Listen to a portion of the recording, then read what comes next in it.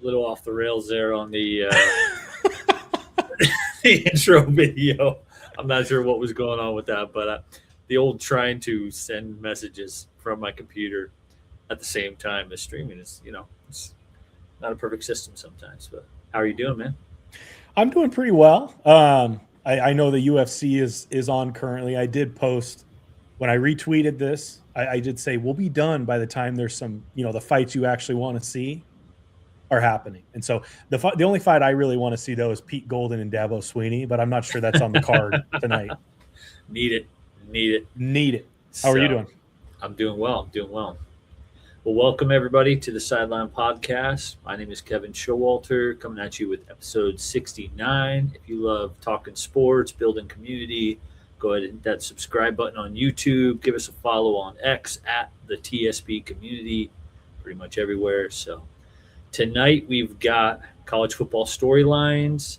The biggest of them all is probably the national championship. So we'll take a trip down memory lane with Tyler on the national championship and celebrate the big win for Indiana.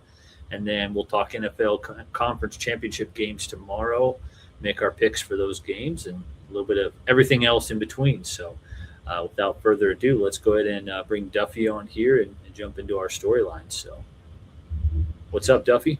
How's it going? It's going well. How's your day going? Going all right. Trying to stay warm down here. Not used to it. So, what's your from snow? College Station? Yeah. What? How many inches From of snow College are Station, we? yeah. How We're many inches of snow are we sitting at right now? We're right around a foot. We're supposed to get around 3 in total. So 3 feet? Yeah. Man. It's incredible. No class for a week though, so I'll take it. That's pretty awesome. You know, I'm one of those weird guys. Like, I don't natural disasters, no thank you. But these weather events that like snow, I know that can cause some damage and accidents. But like for the most part, people can stay indoors, hunker down. I want that to happen where I'm at, but I'm constantly looking in the news and seeing other people doing that, like experiencing that, and I'm like, man, we're like, I want to be included. I want a snow day like that. We might get snow up here in the left coast occasionally, but it's not none of that. I missed that in Pennsylvania. The 20 inches, 16 inches of snow is incredible. All right, Snowmageddon is a real thing. Go ahead and check all that out on X if you need any updates there. But let's go ahead and jump into our college football storylines for this week. So what do you guys, what's on the mind in the college football world this week? All right, boys. Well, I'm going to get us started. The NCAA has done the absolute unthinkable and put the almighty dollar ahead of anything else. And they've never done that. And so I'm just absolutely surprised. They have approved the use of commercial patches on uniforms starting next year. And so my initial question, I want to know, like, what do you think about that? And then I've got a fun activity for you. But just initial thoughts. What do you think about that? Like, does it bother you as much as it bothers me? Am I just like an old man who gets bothered by things like that and the only one? It doesn't bother me. I mean, it's inevitable. This UFC fight tonight, like you mentioned, I mean, it's going to be littered with ads and, people trying to sell things. So I think it's an inevitable thing, especially in the world of NIL. Now that we're officially classifying college football as professional football, or a professional football where they're getting paid is what I mean by that. I think it's an inevitability. If it's one ad decal, I'm not going to be stuck in the mud. Now, if they go full NASCAR, I saw some funny GIFs or memes on X this week of people saying like these college football uniforms are going to look like a NASCAR here in short order. So I don't know if Duffy wants his Texas A&M Aggies uniform looking like old Jeff Gordon or something, but that could be interesting. If A&M throws anything on there, it'll be the Buc-ee's logo. But, I'm not super against it. I don't love it. It's just like when the NBA did it. It's just it doesn't look great, but you knew it was coming. They started putting them on the fields a couple of years ago, so it's just inevitable at this point. Yeah, agreed. I mean, but there's some really classic uniforms out there that are intentionally not busy, like Penn State.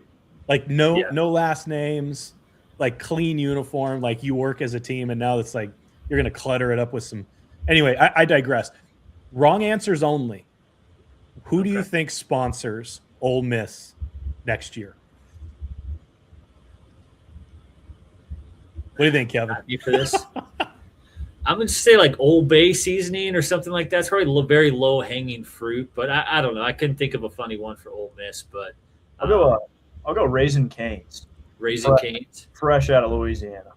Over Arch Manning in Texas. I don't remember if Texas is on your list, but I feel like Arch has got to get the Raising Cane's connection for the Longhorns. But I don't know, maybe not. Yeah, no, I like that. Raising Cane's. I think Raising Cane's probably wins this round because Pete Golden has been raising something over there in Oxford. Next one, LSU, our good old buddy Lane Kiffin. Oh, I got this one. PETA, tell them. Oh, PETA. People for the they got the tiger. Animals? No, they got the live tiger and people all up in arms about the live tiger and stuff. So you said wrong answers only. So yeah, I think Lane Kiffin with the PETA. They're not really selling stuff, but that was the funniest thing I could come up with. So I like that. What do you think, Duff? Yeah, PETA's a good one. So I don't know, some big oil company, or not oil company, some big environmental protection thing because all that money comes from oil. So yeah, I like that too. What do you boys think about Home Depot? Because they're always rebuilding. There you go. It's not a bad one. It's not a bad one. All right, we'll just do one more. All right. I'm going to my man Deion Sanders in Colorado. You can't take Charmin because that's mine. Charmin's soft. What do you think, Kev? I mean, it's going to be a prime. I don't know if it's supposed to be wrong answers only, but I think that's what it's going to be. Just a big old prime right on their jerseys. I think that's just like the coach getting advertising money off his own team. Either that or it's going to be like Rolex or Gucci or something like that. But yeah, my money's on the prime logo is what's going to be there. Not a bad guess. What do you think, Duff? I'm going to go GLD. that make those big chains. Yeah. GLD. Yeah. There you go. Right up that There you alley. go. Well, would there be like a little chain hanging from the logo? That'd be pretty. No, That'd be a little prime hanging from the bottom of the chain. Oh yeah, like there you that. go. They could incorporate both. You know what they should do? They should get shoulder pads that have a chain built in. Like it's just a chain that's built into the shoulder pads, into the uniform. So anyway, that was I've got another storyline, but we can pass it along to somebody else. That was my first one. Just more money, man. What about more little money. brother Mendoza? And I know we're going to get into Indiana here in a little bit, but I thought little brother Mendoza going to Georgia Tech was interesting. Obviously, the Josh Hoover stuff we talked about a couple weeks ago, but I thought he'd stick around. I know he wants a chance to start, but what are your guys' thoughts on little? Is it Alf? I'm going to butcher his name. What's his first name? Isn't it Alberto? I think it's Alberto. Is it Alberto? Yeah, Alberto. for sure it's Alberto. We're going to get Tyler in here for that, but him going to Georgia Tech, you like that? You love that? You think it's he should have stuck around? And then my question is the Cignetti area already over? He's already losing a Mendoza brother. I mean that's Indiana might not win a game next year. So yeah, right. What do you think, Duff? I'll go last on this one.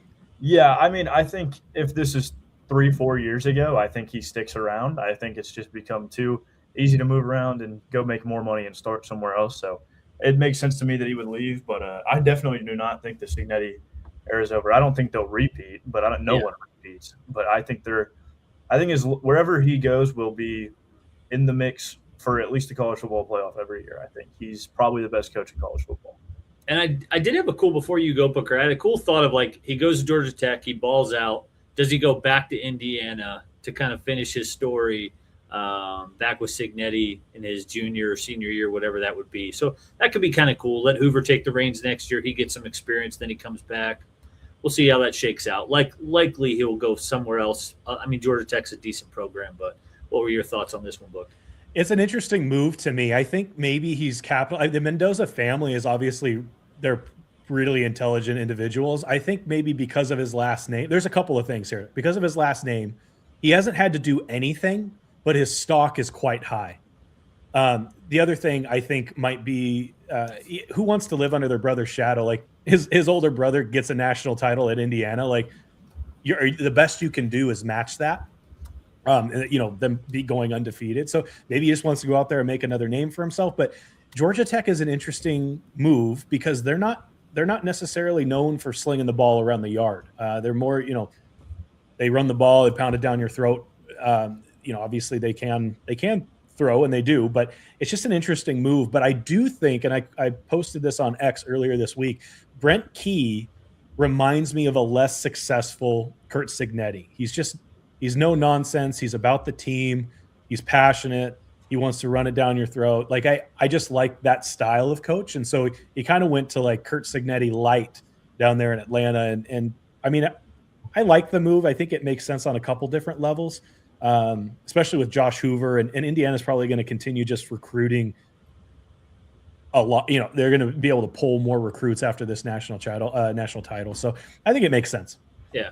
And I had some fun with the Kirk Herbstreit called him a baby giraffe.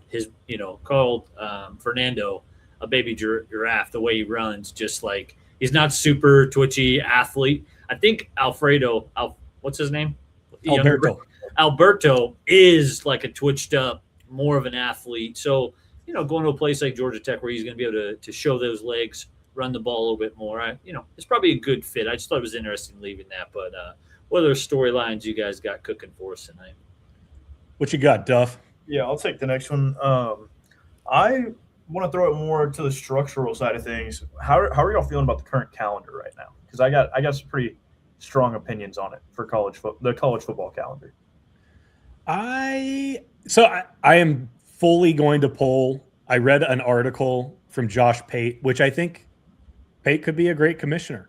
So these are not my ideas, but I am fully on board with what he has to say. And so just some highlights, like move week 1 to the week 0 calendar slot. The season begins the Saturday before Labor Day. Rivalry week, move it before Thanksgiving, and then have the conference title games on Thanksgiving weekend. I just think moving things forward a little bit, especially as they have expanded. And I mean, going into, the national title game was last last weekend, right? Yeah, like that's just late. That's Monday. Just very late. And so shift it forward, and then get Josh Pate as the commissioner. I think those are my two takeaways there. Yeah, I think until there's a commissioner, it won't get situated. I do like what Josh Pate said. I think Dan Lanning had said something similar. We might have played even a clip of that a couple weeks ago or something. But just, I think it all needs to be condensed down. But that structure is probably going to come from a singular person leading the charge, and not necessarily like these different conferences trying to figure out and come to an agreement. They don't seem to be able to agree on much. So, I like all the ideas of like, let's condense it. In the end, Indiana was the best team, and they were prepared. They showed up. Like, clearly Ohio State, maybe the layoff didn't help them or other teams, but I think teams will be prepared if they want to be, or if it's on the coaches to keep them prepared for those games, even with the layoff. But I'd like it to get condensed. I just don't know if it's going to happen until we get a commissioner on that. How long do you guys think it'll be until there's a college football commissioner? I mean, another 2 years, 5 years, 20 years? Like, is it going to actually happen? I'm going to say 5 at least. I think it's a cluster. 5. Yeah. I would agree with Duffy on that. I don't think they're in any, as long as they're raking in the money, I don't think that there's any hurry to do that, even though it would improve the product that we see on Saturdays. But I don't think they're in any hurry. All right, what do you guys think about the recent controversy between Dabo Swinney and Pete Golding with Ole Miss? So just to catch you up, I'm sure you've read this, but there is a gentleman by the name of Luke Farrelly. He formerly played at Cal. He, on January 6th, he commits to Clemson. He signs with Clemson on January 7, enrolls with Clemson on January 11, and then on January 16, re-enters the transfer portal and apparently had been getting text messages while he's in class from Pete Golding or his staff to come play for Ole Miss for more money. Dabo made a big stink. He's like the only coach that is coming out and making a big stink. I've seen two different schools of thought here. He's making a big stink because he's so behind with the transfer portal and making his switch that he's now trying to like gain back some ground. Or is he just trying to like stand on some ethics and create some structure to this thing that has zero structure at all? What are your thoughts? Was it right? Was it wrong? Is just this the way it is, and Dabo needs to get on board? I mean, I think Dabo's right Duffy. by rule. Seemed like you had something there. Yeah, I mean, I think Dabo's right by rule. Tampering is not allowed. They pretty clearly tampered. I don't know if that's the right way to go about it, but I think the bigger thing here is you might not see Dabo go back into the transfer portal anymore. Like this was the first year he's really gone in there, and this happens, and then he makes a big deal out of it. I just don't think he'll go back in, and I don't think that's good for Dabo or the program. Yeah, I mean, again, I'm not too up to speed with this situation, but everything you just laid out, Booker, it's like, come on, if the guy's already enrolled and in classes and like at Clemson, then it's clearly not. But it's the Wild West right now. It is like, until the portal's fully closed, it's open season on, hey, if you want to pay somebody more money, like, pay them more money and get them to. But it is, I mean, it's definitely below the belt on that. But I hope Dabo doesn't give up on the transfer portal, because it's either keep up or fall behind for Clemson. So I think he needs to. I know we're talking college football here. I'm going to stay on college football, but Dabo maybe needs to make a move. Could he coach in the NFL? I think he could. I think X's and O's. I think he's a great coach. Yeah. What do you think, Kev? I agree. I mean, I agree with that. I think he's such a good, like, I don't know. I don't understand the drop off the last couple of years. If it is Venables, like if that has really hurt him, but it seems like he's a perfect college, like his motivation style, like the culture building. I think that translates more to like 18 to 22-year-olds over like grown men with mortgages. I don't know if the Dabo experience quite translates. But I think he's a smart football coach, and he could figure it out. I just think he's a good college coach, and Clemson would be crazy to let him go. But eventually, if he's not producing, they've tasted too much national championships to not be competing for those every year. So especially in the ACC where it's like, hey, Miami had a good run, but like it was anybody's conference this year. Was that my prediction or yours or both of us probably on Clemson before the season, and just like major crow, they were terrible. So he's got to do something, but I don't know. I don't know if the NFL, how that would work out for him or not. So yeah. I think it would be wise for him to move on because the NFL has the structure that I think he's looking for. In that way, the NFL is way ahead of NCAA. It's got that structure, but anyway. So two quick on the note of the transfer portal, and we won't get, maybe we will have a longer episode here, but Sam Levitt going to LSU. Quick question here for you, Duffy. Where do you think LSU finishes in the SEC this year 1 under Lane Kiffin? He is spending big money in the portal. Where do you think LSU ranks at the end of the season? I'm gonna make a bold prediction, and this actually ties into my next storyline. I think they play in the title game. I don't know if they win it, but I think they'll play in the title game. Yeah. Okay. And then one more for you, Booker. So Cam Coleman to Texas. Is Cam Coleman, and I think you tweeted today about Ryan Wingo, Cam Coleman, Arch Manning. Will he hit his potential in Texas next year? It was a travesty what Auburn did to that man, especially the last 3 weeks of last college football season. He was incredible, and then this year they just were not throwing him the ball. So do you think Cam Coleman hits his potential in Texas this year? I do. I think Arch Manning coming back, that team, I'm making a bold prediction. Texas is playing for the national title and may even win it next year. They are the real deal, and Arch Manning has now taken his lumps. He's taken his lumps. So I think that Texas goes to the Natty next year, and a part of that is because of Cam Coleman. I mean, Ryan Wingo, Cam Coleman, that defense has been adding players in the portal, and I think Texas is the real deal next year. All right, a lot of love for the SEC there. We aren't a full-blown SEC homer show, but we're close at times. We got to get Tyler in here with some Big Ten love. But how about one more storyline that you guys have, and then we'll move it along. Yeah, I'll just keep it on the SEC because I am an SEC homer, even if the show isn't. But who do y'all? So instead of just picking a winner, who do y'all think will play in the SEC title game this year? Ooh, I am going to pick. I'm going to take Texas, and I'm going to take either Georgia or Alabama. I just think that those two blue bloods, I know that that's probably the easy answer, but those guys are just always around. So Texas and either Georgia or Alabama is what I'm going with. Because who's going to be Georgia's quarterback next year? It's not Gunner's back, or is he? I actually don't know that one. And then they've got that freshman phenom, but Georgia just seems like the inevitability. I think Georgia will somehow get back in the SEC championship. Who they're playing? No, LSU. I can't go LSU. We'll scratch you where you itch here. We'll say Texas A&M, Georgia in the SEC championship next year. Yeah, Alabama and Kalen DeBoer. I just don't think Alabama is going to reach the potential with Kalen DeBoer. I think Kalen DeBoer was an incredible coach at UW, but I just don't know if he's cut from the same cloth as these coaches need to be cut from in the SEC. And so I think Alabama is going to continue to have success, but they are not going to reach where Alabama fans expect them to reach every year as long as Kalen DeBoer is there. Yeah. And kind of like the Patriots. I mean, it'll be nice to be the second coach after Nick Saban, not the first coach, because if they don't, they've been doing decent. They've been having, a lot of schools would love a 9-3, 10-2 type of season, but that's just not what they're expecting in Tuscaloosa. So yeah, whoever the second coach after Saban is in Alabama, I think they will have a much more pleasant time as the head coach.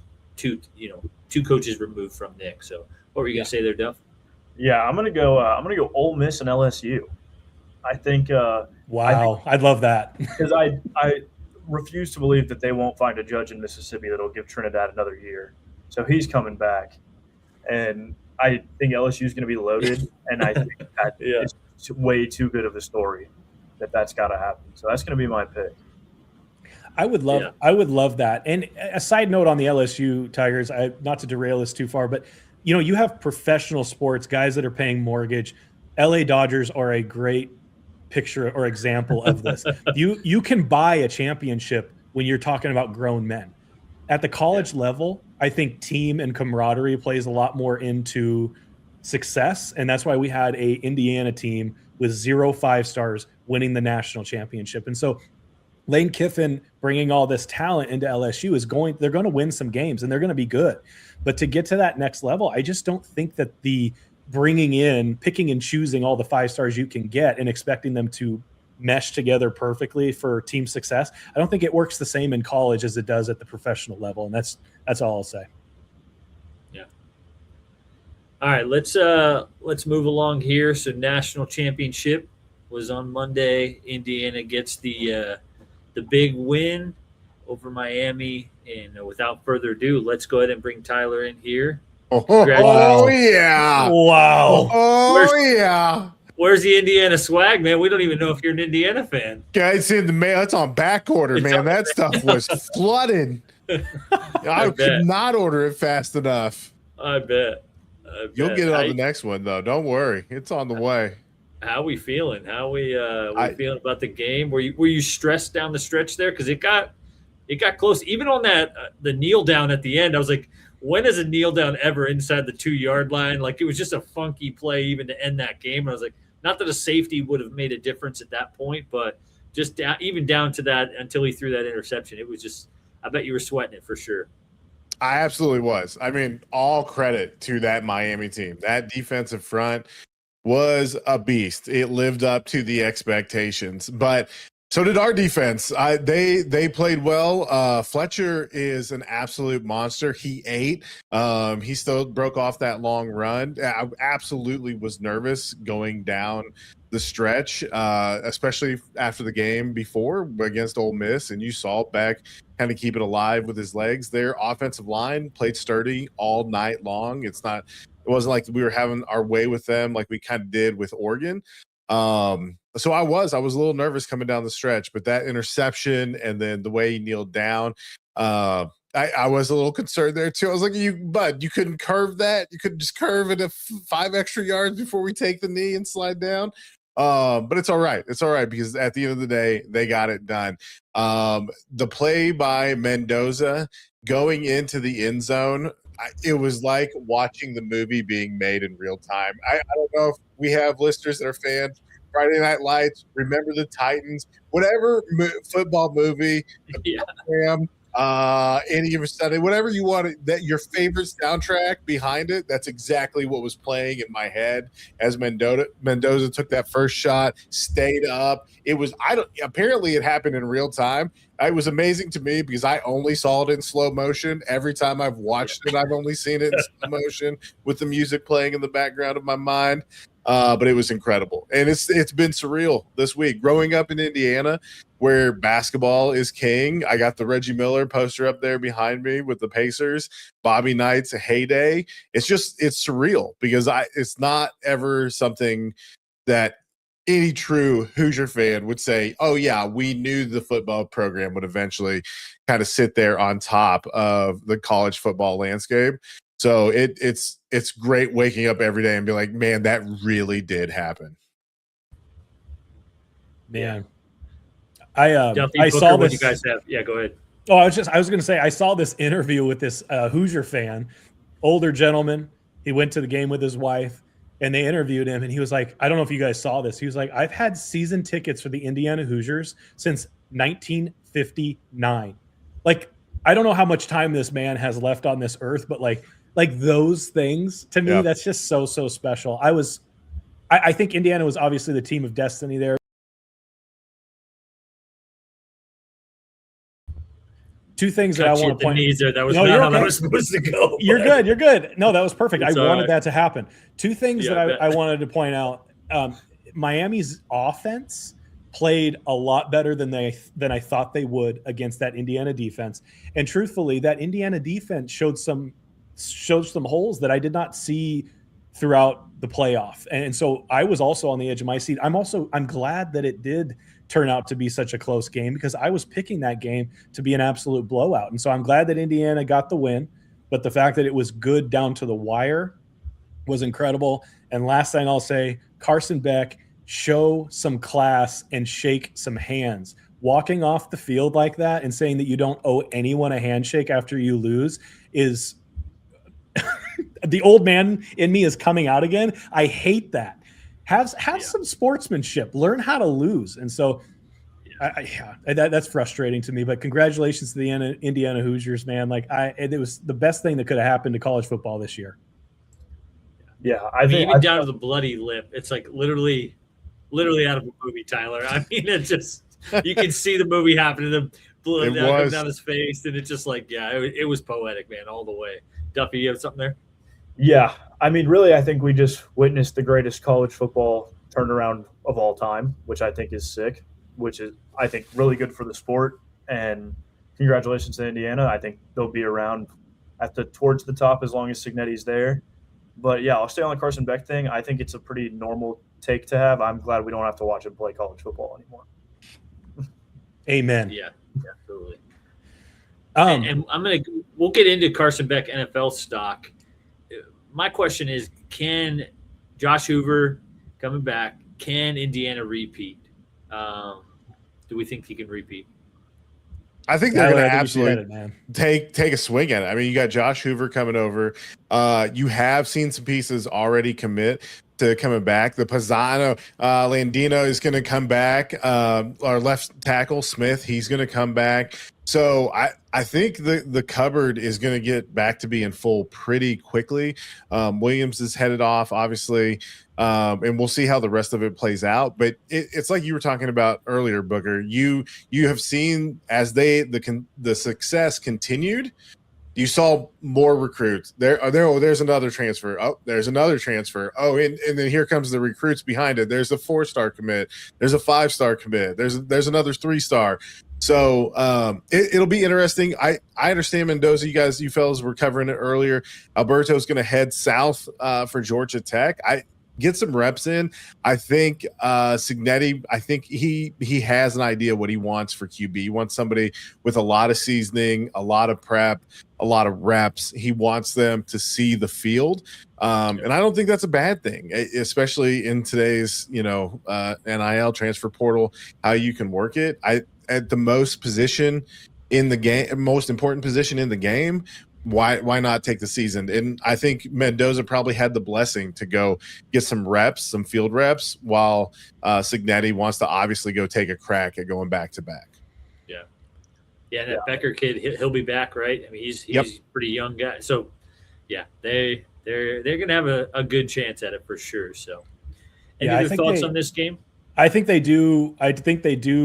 Oh, gosh. Repeat is a strong word, but they're certainly in the mix. Like you see an Indiana team win the national title with 0 5-stars. Now they're getting the talent is coming. And I think the talent that is coming is going to learn real quick that they play as a team, and the person who can do that will be on the field regardless of what pedigree you have coming out of high school. And so Cignetti is creating men out of boys there in Bloomington. And so I see Indiana, as long as Cignetti is there, Indiana is going to be in the mix. I think they're in the playoff for however long Curt Cignetti is at Indiana. Indiana will be in the playoff, if not making their way far into the playoff. Yeah. I was thinking we were talking about those Clemson, Alabama teams from 5, 7, 10 years ago, and that hasn't really been done since the playoffs started. When it was BCS, when it was 4 teams, those teams were able to really repeat year in, year out. So we'll see in this 12 or 16 team playoff era, what kind of sustained success championships every year. But go ahead, Duff. Yeah, I mean, I think they absolutely can repeat, but I think can and will are very different things. And when we're sitting here in January, I think if you told me to make a list of teams who can win a national title next year, it'd be 15 teams deep. So I think they absolutely can. I would say odds are they don't, because you rarely see repeats, but they absolutely can. Yeah, and it's going to be a different year. You got a big target on your back now. So before he was building a culture to think that they can and believe that they can and win it, and now he's got to create a new culture that says we got to stay on top, we got to fight. Everyone's going to come give us their best shot. Everybody's going to want to be the one that knocks out the champ. So it's going to be different than they're doubting you to now they're coming swinging because you're the one with the trophy on their hands. You're absolutely right, man. It's a completely different mindset now that success is there, that those trophies are sitting in Bloomington. That's a different mindset. But I think Cignetti's the coach that can absolutely make that shift. Yep. Yeah. And I don't know if this is a slight transition, but it has to do with the game of Mendoza.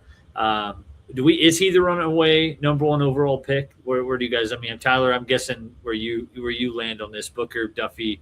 Do we think? I mean, Derek Carr came out, I believe, today or yesterday, sometime recent, and said the Raiders have no decision to make here. Like they're already picking a head coach, for Mendoza. Is he the number one overall? Because I've seen some things, I've heard some things of like there. I mean, maybe it's just trolls on the internet, but is he a game manager? Is he truly a generational type prospect, or did he just catch fire this year? So, from your guys' opinion, do you think he is the runaway number one overall pick, or where? Yeah, what would you do if you're the Raiders? I think he is the runaway number one pick, but I can see the other side of that, where a product of coaching, a product of the system around him. I don't know who else I think you would be irresponsible to pick anybody else if you're the Las Vegas Raiders. I think that having when you hear Mendoza getting interviewed, I can't help but think that like Mendoza and Tom Brady in the same room is a little bit like oil and water, but also like, I mean, Tom Brady being involved in his continued development. I think that he's the runaway, but I could see a world where you have an argument against that. Yeah, I would agree. I think you can find arguments against it for sure, but I do think you're also looking at a guy that's going to crush his interviews, and I think that's it. No one's going to come out of whether he throws at the combine and runs and everything, or he just does it at the pro day. His interviews at the combine, he's not going to come out with any negatives, I would guess. So I don't think you're going to lose much there. And as of right now, I would say he's the one. So I don't think that's going to change before the draft. Now, my question is what's the over under on how many times he says the word synergy in his combine interviews? That's what I want to know. Real high. Real high. Real high. That number's up there. Yeah. So do I think he's generational? No. And that's as an IU fan. I think he was awesome, and I think he was great. Do I think he's lightning in a bottle, just going to go in and dominate the league from day one? No, but I think he's a football nerd, and I think he loves the game. And I think when you see him have those interviews or conversations with coaches or former coaches, the former coaches just kind of start to salivate because they can hear the lingo. They can see the tick marks. Like there was one with Urban Meyer where he talked about seeing the defender's hips turn a certain angle so he knew what route was open and he could get there. And you could just see Urban Meyer just start to salivate like, oh, what I would have done with this kid if he was playing quarterback for me. So I think, and then his teammates love him. So he's obviously a locker room guy. The dude, like they will go to war for him. So he knows what to do behind the scenes. As far as like the physical attributes and what he will do immediately in the league, we'll see, especially on a Raiders. Like the Raiders, I feel bad for him a little bit going there. But do I think he's by far the number one pick for this draft and will probably have a long future in the NFL? Absolutely. I think I'm actually going to change my tone here a little bit. I think he is generational, and that is because you heard him talk about like, hey, do you have a girlfriend?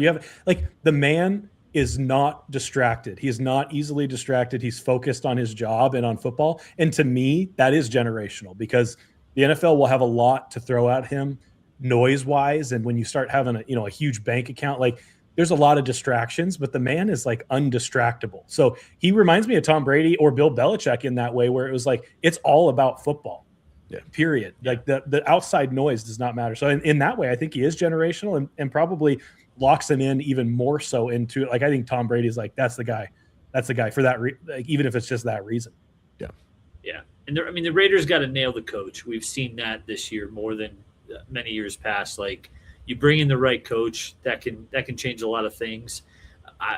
It's not obviously they have number one overall pick, so they're not that good of a team. But like Ashton Ginty, Brock Bowers, like those are some great teammates to come into the league having if you have any amount of arm talent. So I think he is the number one this year, just because of if Dante Moore or someone with maybe higher upside was coming out.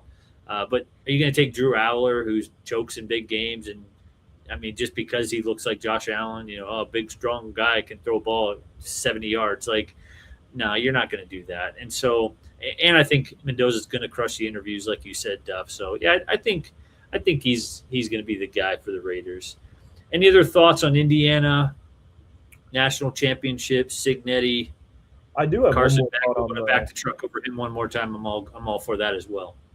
Yeah, I have one more thought on the whole Mendoza Raiders situation. If I was in the Raiders spot, I would trade that one for a massive haul of draft picks because I don't think that team's in a position to compete with Mendoza anyway.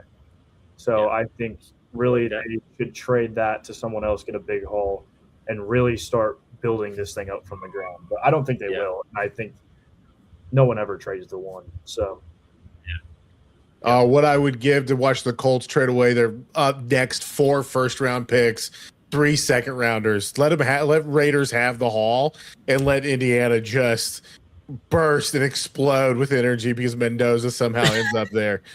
You're out on Danny Dimes, huh? You're just like, give me the young. The movie has to continue. This is part 2 of the movie. Huh? Let me tell you about the Colts situation and Chris Ballard. And this comes from a Ballard apologist. Like, I think he can draft guys, and he's done it. But for whatever reason, he thinks the blowing an Achilles is no big deal. Like, they're just going to come back. They're going to be the same player. I had to watch Samson at Buckham not be the same player at all this whole last year at defensive end. But Chris Ballard just thinks. So I just don't have a lot of faith that injury it's like, let's assume it's fine in 7 months. Yeah. It'll be fine. It'll be fine. 7 months, he'll be back at training camp. We won't see any difference when he goes to plant the football, which all the science analytics of sports medicine has shown. Like, it starts from the base, you rotate up, and that ball explodes out of the hand. I just find it really hard to believe he's going to be planting on that thing and running the offense like they want to. Make it happen. Make it happen, Ballard. All right, if you guys, thanks for spending some of your time. We've got a little bit longer left in the show before we get you all back to your UFC action. We are all excited for the main card tonight. Appreciate you spending your evening with us. Go ahead and hit that subscribe button on YouTube. And we're here every Saturday, 6 p.m. plus or minus, talking sports, building community. And so without further ado, we're going to go ahead and jump into our NFL Conference Championship predictions. So, all right, fellas. So first up, we've got Patriots, Broncos, Stid City showing up. Sean Payton is encouraging the fans to really show up this week. Do the Broncos have a chance? New England favored by 3.5 on the road. You have to think if Bo Nix was playing in this game, New England wouldn't be favored as much going into Mile High. Who we taking in this game? Are you a Stid City believer this week? Booker? I'm going to take I'm crazy for this probably. I'm taking the Broncos here. I think Sean Payton has the offensive play calling ability to cover a multitude of sins. And if Stidham can't play ball, he shouldn't be a backup. He shouldn't be in there. So the man can obviously play ball. The Broncos defense is stout, and they're going to have to play lights out. And the other side of this is, I don't know if you watched the Patriots against the Houston Texans, but like Stroud turned it over 4 different times, and it wasn't a massive win by the Patriots. And so, yes, the Patriots are on fire. I believe, according to my notes, they've won 15 out of the last 16, including playoffs. That is incredible. But I think that the Patriots might come into this thinking like things have changed in their mindset once that injury was announced about Bo Nix. And so give me the Broncos here. That's shout out to Crew Talk Sports. I think that Stiddy is going to be going to the Super Bowl, and that is not something the NFL, I think, is ready for. Duffy, who you taking in this one? Yeah, I really thought I would be the only person to pick the Broncos, but I guess not. Yeah, I think my main thing is I don't think the Broncos will get blown out because they have the best defense left, and I say left because the Texans had a generational defense, and I will never forgive C.J. Stroud. And for the rest he could be the best player in the league for the next 5 years. They could win 3 Super Bowls. I will still be mad and still not want to play quarterback for my NFL team anymore. But yeah, I think the Broncos defense is going to keep them in any game they play. And I think Stidham can play. I mean, there's not a lot out there on him. He was good in college. And I am not picking the Patriots after last weekend. So, amen. Broncos it is. There we go. Tyler? We might be in trouble because I'm also on the Broncos bandwagon. Whoa! I did this turn into a Patriots hate watch out of nowhere. No, I just think it comes down to defense. I think the Broncos do. I think it's going to be a rock fight. And listen, I said it last time, and I'm kind of sticking to it. I thought it was important for the Patriots to end up with home field advantage. I think it helps probably May to play in that environment, and he did ball out a little bit there. He got the job done, like I said. But I think here the Broncos defense at home, it's going to get loud. It's going to be high pressure pack because they're the ones now expected to win. Like they're the ones, like, you're coming in, you're the underdog, you're the away team, but you should still win because they've lost their quarterback.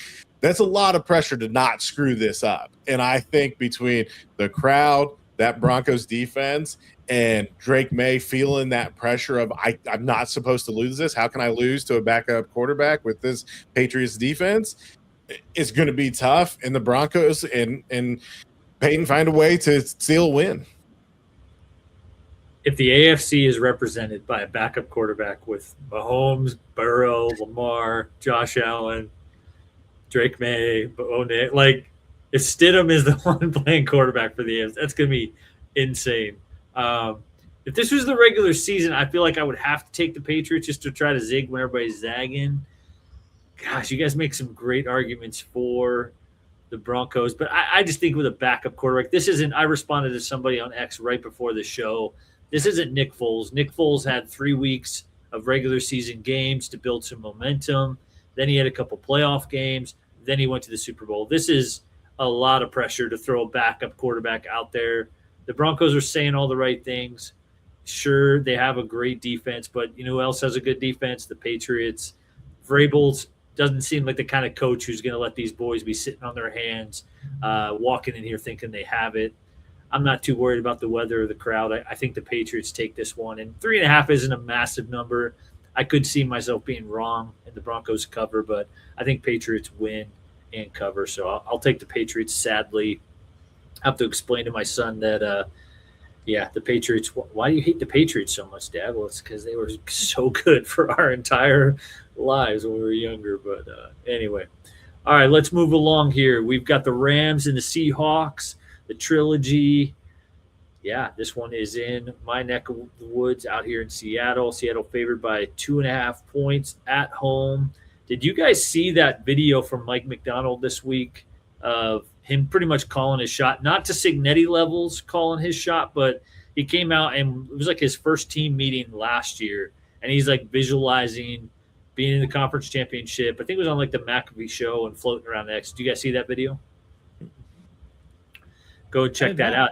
Incredible video. He's pretty much like describing the NFC Championship game happening right now. He was just a year late on it. And so incredible run for the Seahawks. I don't think anybody in that NFC West loaded division, but people were probably, down a little more on the Seahawks and the Rams and the 49ers. So, how about Duffy? Who are you taking in this game?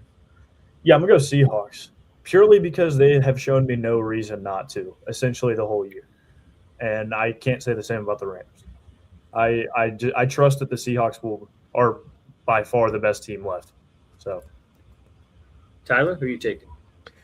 So I want to see the Sam Darnold redemption arc continue from how he started his career to where he is now and punch his ticket to a Super Bowl. I think it's incredible. You want to talk about movies? Like there's another one. Just basically seeing Ghost and Ren out of town in New York, bounce around for a few years and then land here and find a way to win and put him back on track and get to a Super Bowl is a really cool story. I just think the Rams may play spoiler to it. I like the defense, and Matthew Stafford just looks like he's impossible to knock out right now. I thought he's dead twice in these playoffs, and he's found ways to get off the mat and fight his way back into it. And so that's really what I'm going towards. And, we already saw this heavyweight battle, play out a few weeks ago, and it just came down to the Seahawks pulling off the win. And I think it was one of those coin flip matches. And unfortunately for the Seahawks, I think it bounces to the Rams this time. They end up with the ball in their hands at the end, and they get the win just by a field goal. Yeah. I can't say I'm a huge believer in the Seahawks, but when I started thinking this team is legit is when Sam Darnold threw 4 interceptions, and they should have won that game. They just missed a game-winning field goal to end it, or he would have thrown 4 interceptions and still won. So I don't recommend that CJ Stroud style. Sorry to trigger you here, Duffy, but don't recommend turning the ball over that much like we saw so much last week. But I do think the Seahawks are a legit good team, and I think that defense is going to put it on old man Matthew Stafford quite a bit this week. But this is going to be an excellent game. I can't wait to watch this one. But I think the Super Bowl, we could be staring down Sam Darnold and Jarrett Stidham in Santa Clara like everybody predicted before the season. So give me the Seahawks at home. Booker, who are you taking? Yeah, I mean, we live in the Pacific Northwest, and I did not grow up a Seahawks fan.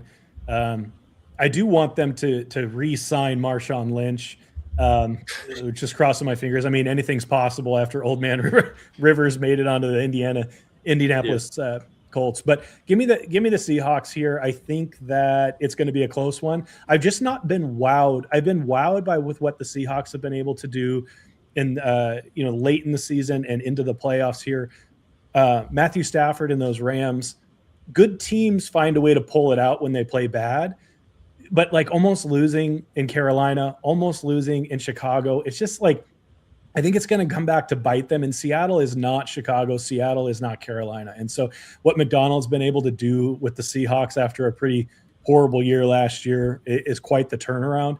And it's going to be at home. And that stadium is loud, man. As far as NFL stadiums go, that stadium is quite loud, and none of them like the Rams. And so give me Sam Darnold and Jarrett Stidham in the Super Bowl. Lord have mercy. Crazy. Well, very good. How about one more prediction? Let's go UFC 324. Justin Gaethje. There we go. Crushing it here. And Patty Pimblett.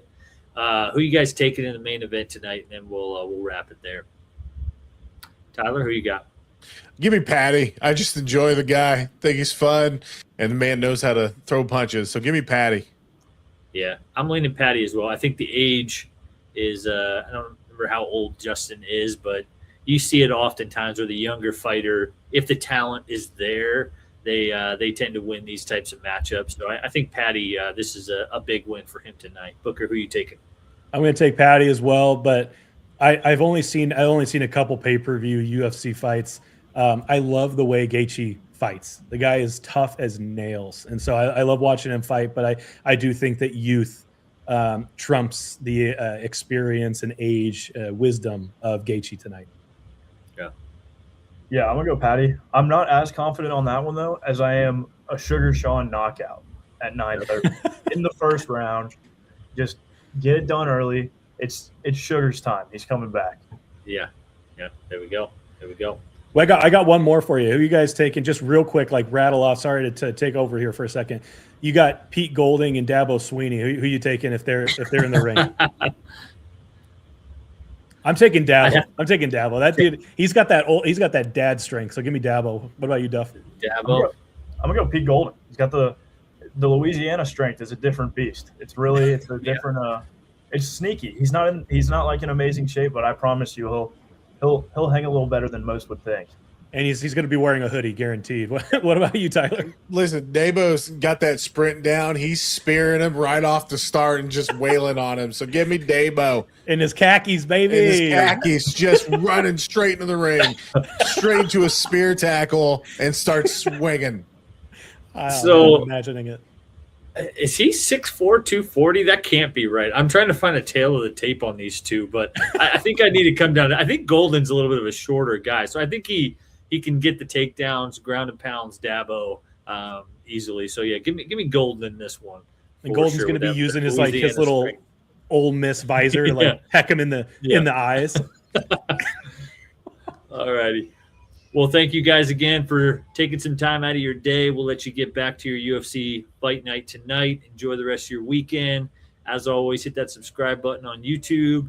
You can give us a follow on X. You can follow Tyler at Mr. Diesel31, HTX Balco for Duff. Follow me and Booker as well. Have a good rest of your weekend, and we'll see you next week. See you.